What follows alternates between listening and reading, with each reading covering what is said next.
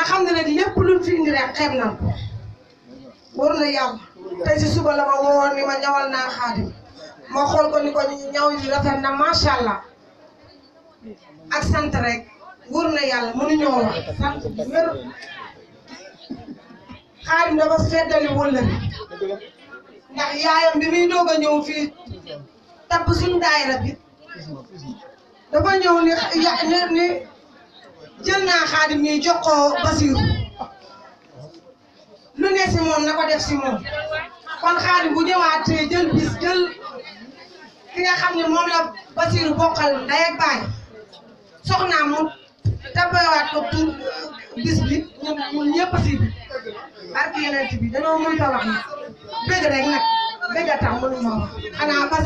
bàyyi Basiru rek mu yeggale kàddu. jërëjëf soxna naam di jégalu bu baax ci kàddu yi ñu jot bàyyi moo di daa nekk kàddu yoo xam ne yow mënta ñàkk la maa ngi koy tuub di ko jégalu ndax bëgg ñoo yàq ci programme bi dara di ziar Cheikh Mouhamed Lamine Bara Fall bu baax di ko ñaanal jàmm ak tawfiix di ziar ñi fi teew ñëpp